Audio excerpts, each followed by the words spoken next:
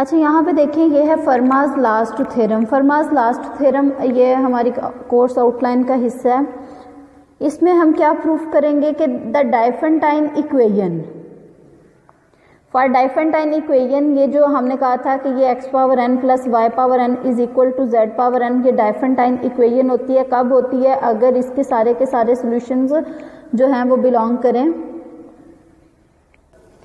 ठीक है, फर्मास last theorem क्या है? ये लीनियर डाइफेंटाइन इक्वेशन हमने पहले पढ़ी थी। इसी तरह से लीनियर के अलावा किसी भी डिग्री की डाइफेंटाइन इक्वेशन हो सकती है। उस पर कंडीशन क्या थी कि वो पोलिनोमियल हो, और सेकंड ये कंडीशन थी कि उसके जो सॉल्यूशंस हैं वो इंटीजर्स हों, उसके जो सॉल्यूशंस हैं वो इंटीजर्स होने चाहिए।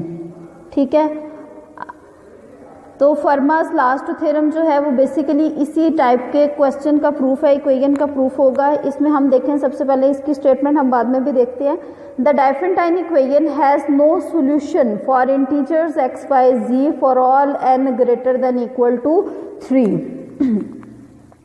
वो कहते हैं कि अगर हम x को पावर 3 रखें, y की पावर 3 रखें, z की पावर 3 रखें, तो इसका कोई सोल्यूशन एग्जिस्ट नहीं करता, क्योंकि हमें इंटीजर्स चाहिए। डाइफेंटाइन इक्वेशन में सोल्यूशंस इंटीजर्स में कंसीडर होते हैं। वैसे तो शायद इसका सोल्यूशन एग्जिस्ट कर जाए, लेकिन इंटेग्रल सोल्यूशन एग्जिस्ट नहीं करता है। इसी तरह से अगर n ग्रेटर देन 3 भी होगा, यहाँ पे आप 4 कर लें, अगर यहाँ पे 4 होता है, यहाँ पे भी 4 होता है, यहाँ पे भी 4 होता है, तो इसका भी सोल्यूशन एग्जिस्ट नहीं करेगा।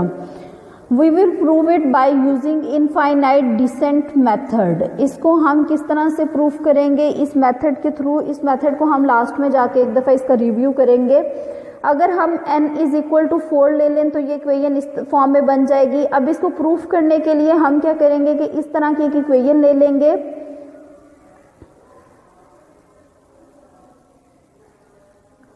और फिर इसको प्रूफ करेंगे। प्रूफ देखें, आपको समझ आ जाएगा। इस थ्योरम को कहते हैं फर्मास लास्ट थ्योरम, और इसका सेकंड नेम है फर्मास कंजेक्चर। अब देखें, the Diophantine equation x power 4 plus y power 4 is equal to z square has no solution in integers x y z। x y z अगर हम इंटीजर्स की बात करें, अगर ये z से बिलोंग करें, तो इसका कोई भी सोल्यूशन एग्जिस्ट नहीं करता, और इसी को फर्मास लास्ट थ्योरम कहते हैं। इसका प्रूफ देखते हैं। Assuming that it has a solution, on contrary हम सपोज कर लेते हैं कि इसका एक सोल्यूशन एग्जिस्ट करता है इन इंटीजर्स x y z। अगर x y z में इसका सोल्यूशन एग्जिस्ट करता है, तो हमने ये शो करना है कि x y जो है, x ये जो इक्वेशन है वो x power 4 plus y power 4 is equal to z square है। अगर इसका सोल्यूशन x y में एग्जिस्ट करता है, तो पहली कंडीशन इस इक्वेशन की ये होती है कि ये दोनों रिलेटिवली प्राइम होते हैं। x y जो है वो आपस में एक इवन होता है, एक ऑड होता है, तो ये रिलेटिवली प्राइम होते हैं। हम ऑन कॉन्ट्रेरी सपोज कर लेते हैं कि ये रिलेटिवली प्राइम नहीं है। अगर ये रिलेटिवली प्राइम नहीं है तो इनका एक जीसीडी एग्जिस्ट करेगा, तो d हमने जीसीडी ले लिया। जीसीडी है इन दोनों का, तो इट मीन्स ये x को भी डिवाइड करेगा और ये y को भी डिवाइड करेगा। नेक्स्ट हम देखते हैं, अगर ये x को डिवाइड करेगा और y को डिवाइड करेगा, तो इसको हम इस फॉर्म में लिख सकते हैं। जीसीडी के मल्टीपल में इन दोनों नंबर्स को लिख सकते हैं। अगर x नहीं d था यहाँ पे, अगर d x को डिवाइड कर रहा है, d y को डिवाइड कर रहा है, तो हमें पता है कि x को जो है वो सम इंटीजर टाइम्स d लिख सकते हैं, y को सम इंटीजर टाइम्स d लिख सकते हैं। तो हमने इंटीजर को x1 का नाम दे दिया, इसको y1 का नाम दे दिया। ये फैक्टर की डेफिनेशन हमने अप्लाई की है। अब जब ये x1 इंटू डी है, y1 इंटू डी है, और यहाँ पे फर्दर इसकी क्या प्रॉपर्टी होती है कि ये दोनों जो फैक्टर्स हैं इसके, ये जो दोनों ये वाला मल्टीपल और ये वाला मल्टीपल x1 और y1 जो है ये आपस में रिलेटिवली प्राइम होते हैं। जब हमने इसको इसके इक्वल लिख लिया, तो हमारे पास इक्वेशन थी x power 4 plus y power 4 is equal to z square. यही हमारे पास इक्वेशन थी ना, x power 4 plus y power 4 is equal to z square. हमने ये प्रूफ करना है कि इसका कोई भी सोल्यूशन एग्जिस्ट नहीं करता। अभी हमने कहा कि x is equal to x1 d आ गया हमारे पास, y is equal to y1 d आ गया। अब इन दोनों वैल्यूज को हम इस इक्वेशन में रिप्लेस करते हैं। तो x की प्लेस पे हमने x1 d लिख दिया, y की प्लेस पे y1 d आ जाएगा इसकी पावर 4 और z की प्लेस पे z ही रहेगा उसकी पावर 2। अब इस इक्वेशन को सिंप्लीफाई करते हैं और आपने देखा कि दोनों टर्म्स में से d कॉमन आ रहा है, x 1 power 4 d power 4 plus y 1 power 4 d power 4, दोनों में d पावर 4 कॉमन आ रहा है, हमने ये कॉमन ले लिया और यहाँ पे अगेन फैक्टर की डेफिनेशन अप्लाई करेंगे। यहाँ पे d पावर 4 जो है वो इस राइट हैंड साइड को अगर डिवाइड करता है z स्क्वायर तो ये वाला उसका मल्टीपल आ जाएगा, ये मल्टीपल आ जाएगा। तो हमने कहा कि d पावर 4 जो है वो z स्क्वायर को डिवाइड करता है। अब एक रिजल्ट हमें पता है कि अगर किसी नंबर का स्क्वायर, अगर कोई नंबर जो है वो किसी दूसरे नंबर के स्क्वायर को डिवाइड करता है तो वो उस नंबर को भी डिवाइड करता है। तो इट मीन्स d जो है वो d पावर 4 z पावर 2 को डिवाइड करता है, तो d पावर 4 किसको भी डिवाइड करेगा, z को भी डिवाइड करेगा। इसकी हम एग्जांपल भी दे सकते हैं, कोई भी नंबर ले लें, कोई भी नंबर लेके आप इसको वेरीफाई कर सकते हैं। उसकी पावर 4 ले लें, फिर उसके बाद कोई और नंबर लें जिसकी पावर 2 लें और जिसको ये 4 पावर डिवाइड भी करती हो, तो आप देखेंगे कि वो उस नंबर को विदाउट स्क्वायर भी उसको डिवाइड करेगी। और अगर d पावर 4 एक नंबर को डिवाइड करती है तो इसका अगर स्क्वायर ले लें, इसका स्क्वायर ले लें तो वो भी उस नंबर को डिवाइड करेगा। तो यहाँ पे हम फैक्टर की डेफिनेशन या फिर डिवीजन की प्रॉपर्टी यूज करेंगे, z is equal to sum z1 d square आ जाएगा। ये हमारे पास इसके इक्वल आ गया। अब इसको अगेन इक्वेशन में रिप्लेस करेंगे, किस इक्वेशन में रिप्लेस करेंगे, इसमें, इसको हमने इक्वेशन नंबर 2 का नाम दे दिया और इसमें रिप्लेस करेंगे z की value that is equal to z1 square z1 into D square, इसका स्क्वायर कैलकुलेट करेंगे z1 स्क्वायर d पावर 4। तो d जो है वो पॉजिटिव है तो दोनों तरफ से कैंसिल आउट हो जाएगा। It means x1 power 4 plus y1 power 4 is equal to z1 square. This gives a solution of, अब देखिए ये x1 और y1 z1 तीन ऐसे नंबर आगे जो बजाहिर इस इक्वेशन को सेटिस्फाई कर रहे हैं। जब ये इस इक्वेशन को सेटिस्फाई कर रहे हैं तो इसका मतलब है ये इसके सॉल्यूशंस होंगे। इज पॉजिटिव इंटीजर, अब ये जो x1 और y1 पे हमने कंडीशन ली थी ये कोई भी इंटीजर हैं, ठीक है। ये हमने कहा था कोई और इंटीजर लाजमी एग्जिस्ट करेंगे कि उस नंबर को जीसीडी के मल्टीपल में हम लिख सकें। ये हमारे पास इंटीजर्स आ गए। नेक्स्ट हमने क्या शो करना है, ये दोनों जो हैं वो हमारे पास रिलेटिवली प्राइम है, ये दोनों जो हैं वो रिलेटिवली प्राइम है and z is equal to z1। अब हम कह देते हैं कि इसका एक और सोल्यूशन भी एग्जिस्ट करता है, z नॉट y नॉट और x नॉट y नॉट और z not is a solution of this equation. और इस पे क्या कंडीशन है, ये दोनों आपस में रिलेटिवली प्राइम होंगे। तो इसको शो करने के लिए देखते हैं, we will show that there is another solution in positive integer x is equal to x1 y1 z1, जिसको हमने ये ले लिया सच दैट z1 जो है वो लेस देन z नॉट है। मीन्स जो अब भी हमारे पास एक सोल्यूशन आया है उससे भी छोटा एक सोल्यूशन एग्जिस्ट करता है, ठीक है। इसका यही मतलब है ना, अभी हमने इस इक्वेशन में शो किया है, किस इक्वेशन में शो किया है, ये वाली इक्वेशन में। इस इक्वेशन में हमने शो किया है कि इसका सोल्यूशन x1 y1 और z1 है, z1 जो है वो इसको सेटिस्फाई कर रहा है। हम ये कह रहे हैं कि एक और सोल्यूशन एग्जिस्ट करता है इन टर्म्स ऑफ नॉड्स में जो कि इसको सेटिस्फाई कर रहा है और इस पर क्या कंडीशन है कि जो अभी सोल्यूशन आया है वो उससे भी वो छोटा है और ये इससे बड़ा हम एक सोल्यूशन ले रहे हैं। इस मेथड को कहते हैं इनफाइनाइट डिसेंट मेथड। ये लास्ट में चलते चलते आपको पता लग जाएगा इस मेथड का। We will show that there is another solution in positive integers कि इसमें जो है वो एक और solution भी exist करता है, उसको हमने x1 y1 और z1 इसके equal मीन्स अगर ये solution exist करता है, ये तो हमारे पास ऑलरेडी है, तो एक और solution हमने ये सपोज किया था ये नॉड्स की फॉर्म में है। इन पे क्या कंडीशन है कि ये पिछले solution से बड़ा होगा। तो जब ये सोल्यूशन एग्जिस्ट करता है तो जो गिवन इक्वेशन है उसको ये सेटिस्फाई करेगा। तो हमने कह दिया कि x not power 4 plus y not power 4 is equal to z not square, क्योंकि ये सोल्यूशन है तो इस इक्वेशन को सेटिस्फाई करेगा। नेक्स्ट हम देखते हैं, अब x नॉट पावर 4 है, इसको हम लिख सकते हैं x not square whole square plus y not square whole square is equal to z not square. अब आपने एक रिजल्ट पढ़ा होगा X square plus Y square is equal to Z square, इसको हम कहते थे पाइथागोरियन थ्योरम या फिर पाइथागोरस थ्योरम।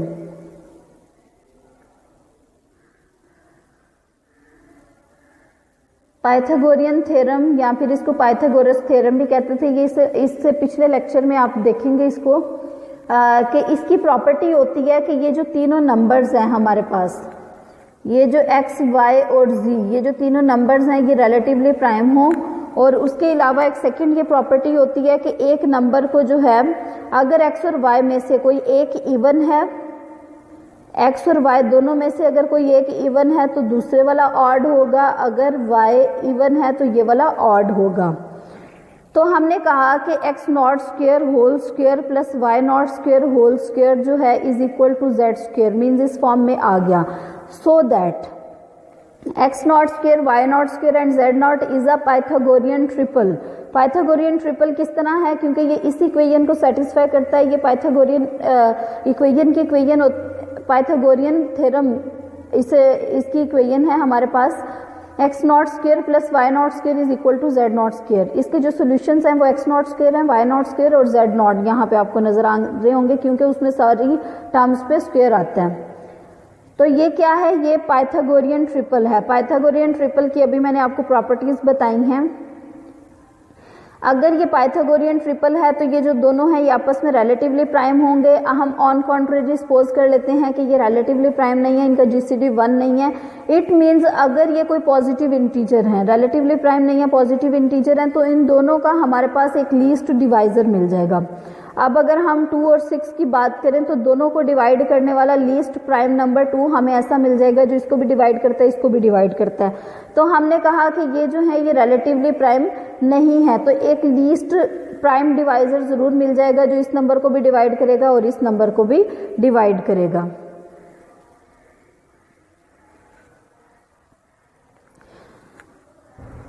अब जब ये p जो है वो इस नंबर को भी डिवाइड कर रहा है, इस नंबर को भी डिवाइड कर रहा है, contradicting the fact that x naught y naught is equal to 1, जबकि हमने तो इस सोल्यूशन के साथ ही ये सपोज किया था कि ये 1 है। अब एक नंबर ऐसा एग्जिस्ट कर रहा है p जो कि इसको भी डिवाइड कर रहा है, इसको भी डिवाइड कर रहा है, इसका मतलब इसकी जीसीडी तो ग्रेटर देन और इक्वल टू p होगी, या तो p होगी या कोई और होगी।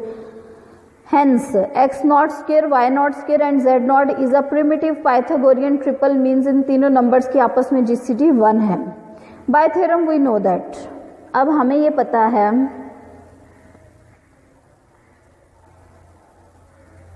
by theorem we know that there are positive integers m and n, with mn जो है वो हमारे पास relatively prime है। ये एक रिजल्ट आप करेंगे कि अगर प्रिमिटिव पाइथागोरियन ट्रिपल है डाइफेंटाइन इक्वेशन का तो उसके जो सॉल्यूशंस एग्जिस्ट करते हैं एक्स नॉट स्क्वायर, अभी हमने कहा कि इसके जो सॉल्यूशंस हैं पाइथागोरियन ट्रिपल के वो हमारे पास X not square, Y not square और जेड नॉट है। तो ये एक रिजल्ट है, वो कहता है कि अगर ये प्रिमिटिव पाइथागोरियन ट्रिपल हैं तो ये हमारे पास एक्स नॉट स्क्वायर जो है वो किसी दो अगर आप इंटीजर्स लेते हैं तो M square minus N square के इक्वल आएगा, वाई नॉट स्क्वायर हम इवन लेते हैं तो 2mn के इक्वल आएगा और जेड नॉट जो है वो M square plus N square आएगा। यहाँ पे एक पॉइंट नोट करने वाला है कि वाई नॉट 2 का मल्टीपल है, इट मीन्स ये इवन होगा और बाकी ये दोनों जो हैं वो ऑड होंगे, क्योंकि प्रिमिटिव पाइथागोरियन ट्रिपल की ये कंडीशन होती है कि इन दोनों में से कोई एक इवन हो, तो यहाँ पे y इवन है तो दूसरा ऑड होगा। जब आप इवन का स्क्वायर और ऑड का स्क्वायर करके ऐड करेंगे तो वो ऑड नंबर ही आता है, तो z नॉट भी ऑड हो जाएगा।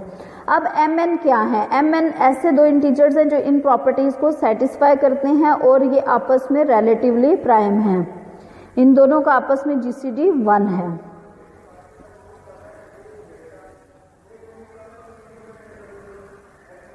फ्रॉम 3 इक्वेशन नंबर 3 की अगर हम बात करें, इन इक्वेशन को हमने नाम दे देना है 3, 4, 5 ताकि इनको यूटिलाइज करने में हमारे पास और रेफर करने में आसानी हो हमें। इक्वेशन नंबर 3 देखें कि एक्स नॉट स्क्वायर इस एन स्क्वायर को दूसरी तरफ ले गए, इसको यहाँ पे लेके आए plus N square is equal to M square. ये भी तो प्रिमिटिव पाइथागोरियन ट्रिपल बन रहा है, पाइथागोरियन ट्रिपल ही है ना, क्योंकि पाइथागोरियन थ्योरम में ये कहता है कि अगर ये बेसिकली ट्राइंगल के लिए है कि अगर यहाँ पे z है, यहाँ पे x है, यहाँ पे y है, तो X square plus Y square is equal to Z square होता है। अगर ये तीनों नंबर्स आपस में रिलेटिवली प्राइम आ जाते हैं, ये तीनों नंबर्स आपस में रिलेटिवली प्राइम आ जाते हैं, एक्स वाई जेड, इनका जीसीडी 1 आ जाता है। और फर्दर इन दोनों में से कोई एक इवन है, कोई एक ऑड है। तो इसी पाइथागोरियन थ्योरम जो हमने ये वाला यूज़ करते रहे हैं पहले भी, इसी को हम प्रिमिटिव पाइथागोरियन ट्रिपल कह देते हैं। तो यहाँ पे देखिए ये वाली जो चीज़ है जो अभी हमने लिखी है, इसको रीअरेंज करते हुए, तो ये तो इसके अकॉर्डिंग इसको फुलफिल कर रही है, इसी की टाइप की है ना। हमने यहाँ पे x की जगह पे x नॉट स्क्वायर है, y की जगह पे n स्क्वायर है, z की जगह पे m स्क्वायर है। इट मीन्स ये पाइथागोरियन थ्योरम की टाइप का है, तो इसको ये सेटिस्फाई कर रहा है। तो यहाँ पे m और n पे अभी हमने ये लिया था कि ये रिलेटिवली प्राइम है, m और n की जीसीडी 1 हो गई।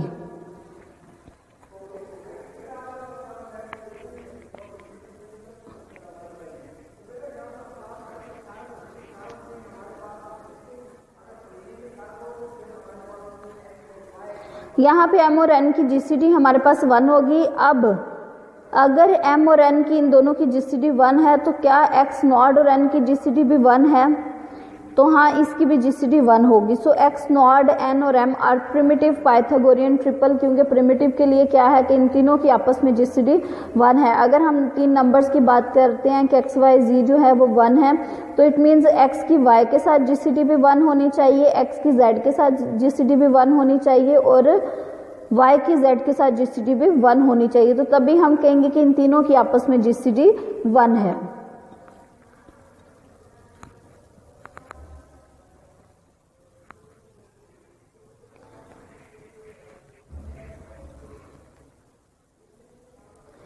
तो यहाँ पे देखें, these are primitive Pythagorean triple, X not square plus N square is equal to M square. इनकी जीसीडी भी 1 है, इनकी जीसीडी भी 1 है। इसका मतलब है ये प्रिमिटिव पाइथागोरियन ट्रिपल है। क्योंकि ये प्रिमिटिव पाइथागोरियन ट्रिपल की तीनों कंडीशंस को सेटिस्फाई कर रहे हैं, तो सिंपली हमने कह दिया कि these are primitive Pythagorean triple. तो यहाँ पे प्रिमिटिव पाइथागोरियन ट्रिपल, जिस तरह अभी पहले मैंने बात की है कि इसके जो सोल्यूशंस एग्जिस्ट करते हैं वो किस फॉर्म में होंगे। आपने जो इक्वेशन देखी वो है X not square plus N square is equal to M square. और यहाँ पे दो इंटीजर्स हमारे पास एक ऐसे एग्जिस्ट करेंगे कि जो एक्स नॉट है, जो पहले वाला इसका सोल्यूशन है, इसको हम लिख सकते हैं X naught is equal to R square minus S square, इन दोनों का डिफरेंस कर देंगे। और एन को हम लिख सकते हैं 2RS, क्योंकि हमने कहा था दोनों में से कोई एक इवन होगा, कोई एक ऑड होगा। ये दोनों तो आपस में रिलेटिवली प्राइम है, तो हमने एक्स नॉट को ऑड ले लिया और एन को 2 का मल्टीपल लिख के इसको इवन कंसिडर कर लिया। इसी तरह जो ये वाला था, ये जो रिजल्ट है ये एस्टेब्लिश्ड रिजल्ट है, ये हमने अपने पास से नहीं लिखा। ये प्रिमिटिव डाइफेंटाइन इक्वेशन के लिए जो प्रिमिटिव पाइथागोरियन ट्रिपल है उनके ये वाले सॉल्यूशंस ऑलवेज एग्जिस्ट करते हैं। नेक्स्ट हम इवन और ऑड की कंडीशन को एक दफा देखते हैं। Since m is odd, m क्या है हमारे पास ऑड है, एंड mn जो है वो रिलेटिवली प्राइम है आल्सो। अब अगर देखें एक नंबर दूसरे नंबर के साथ, हम कहते हैं 2 और 3 रिलेटिवली प्राइम है। अब अगर हम 3 का स्क्वायर भी कर दें 2,9, तो ये भी तो आपस में रिलेटिवली प्राइम ही है। तो यही बात वो यहाँ पे एक्सप्लेन कर रहा है कि अगर m और n आपस में रिलेटिवली प्राइम है तो उनको m हमने एज इट इज लिख लिया, दूसरे को अगर हम 2 से मल्टीप्लाई भी कर दें तो तब भी वो रिलेटिवली प्राइम ही होंगे। ठीक है, स्क्वायर भी करेंगे तो भी ये रिलेटिवली प्राइम ही होंगे। अगर हम मल्टीप्लाई की कोई एग्जांपल ले लेते हैं तो तब भी ये रिलेटिवली प्राइम होंगे। तो so y not square is equal to 2n into m। कहां से ये आया? From equation number 4। Equation number 4 हम देख लेते हैं वो क्या है। यहां से देखिए इक्वेशन नंबर 4 हमने कहा था कि ये इसका सोल्यूशन है y not square is equal to 2m into n। ये इक्वेशन नंबर 4 यहाँ पे लिखी है, इसको हमने यूटिलाइज किया है। इसको यूटिलाइज करके हमने क्या लिखा कि यहाँ पे इक्वेशन नंबर 4 में y not square is equal to 2n into m है। मीन्स एक नंबर का स्क्वायर किस तरह से आ रहा है, एक नंबर का स्क्वायर किस तरह से आ रहा है, AB is equal to C square.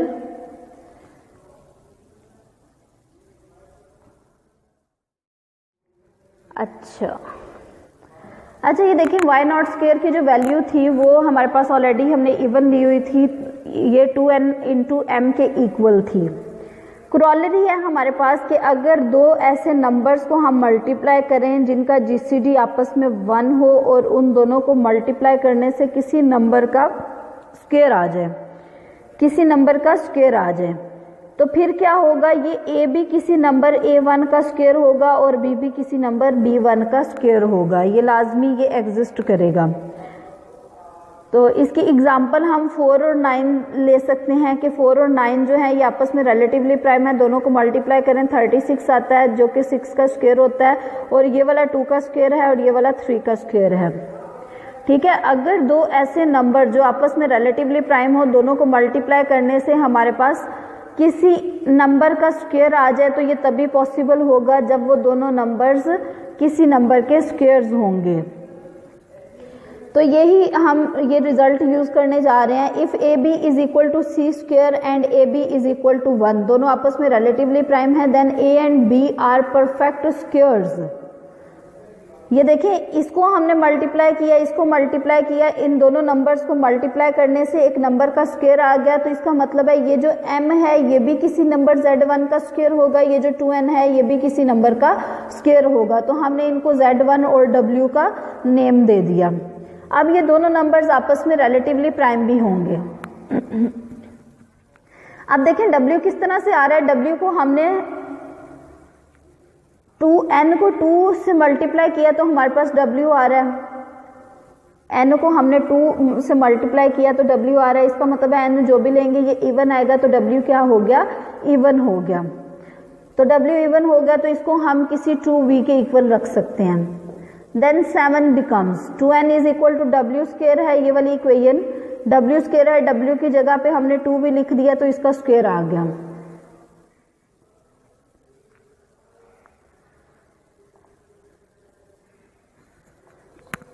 To n is equal to 2v square और स्क्वायर एक्सपेंड करेंगे तो 4v स्क्वायर, यहां से v स्क्वायर की वैल्यू आ गई n/2।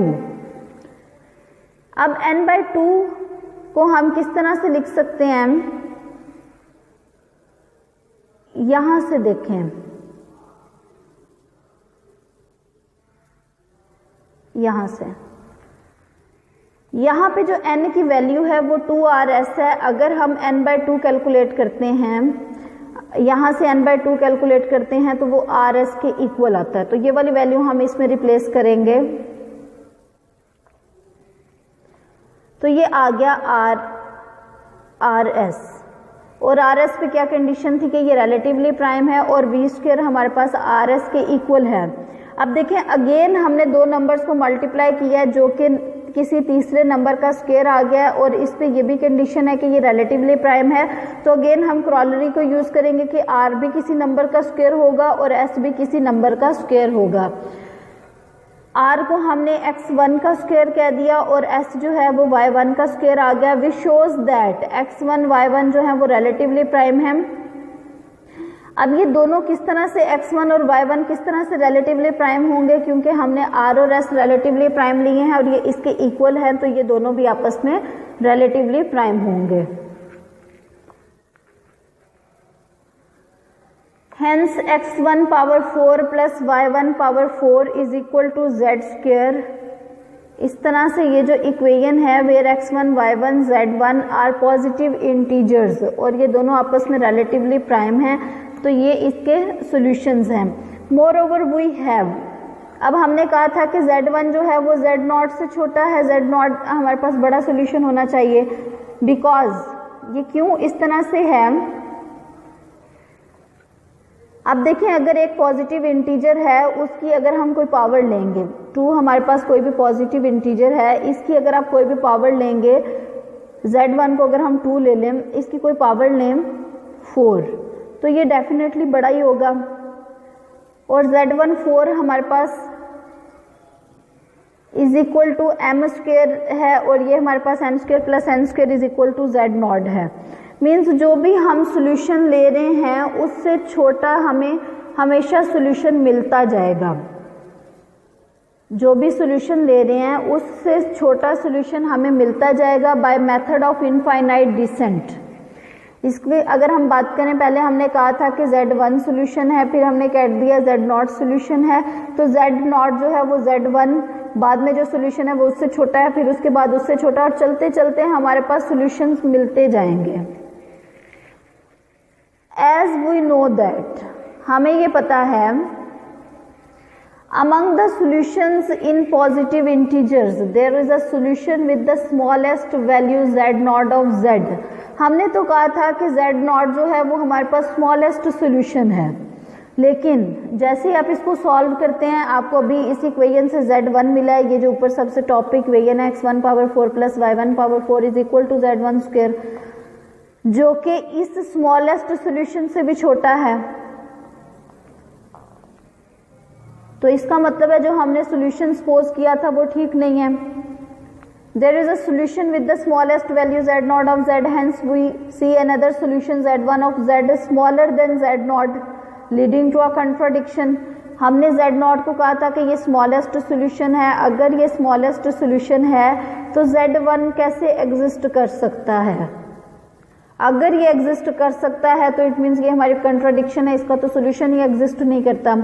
तो यही हमने प्रूफ करना था कि कोई भी अगर आपके पास डाइफेंटाइन इक्वेशन आ जाए जो कि हमारे पास x power 4 plus y power 4, x power 4 plus y power 4 is equal to Z square हो, उसका कोई सोल्यूशन एग्जिस्ट नहीं कर सकता। ये हमने किस तरह से किया, पहले हमने x0 लीस्ट सोल्यूशन ले लिया, फिर हमने Z1 या फिर x1 कह लें, x1 फिर हमने सोल्यूशन लिया x1 y1। अच्छा चलें, बस ये एंड हो गया हमारा, रिजल्ट यही हमने शो करना था, शो हो गया।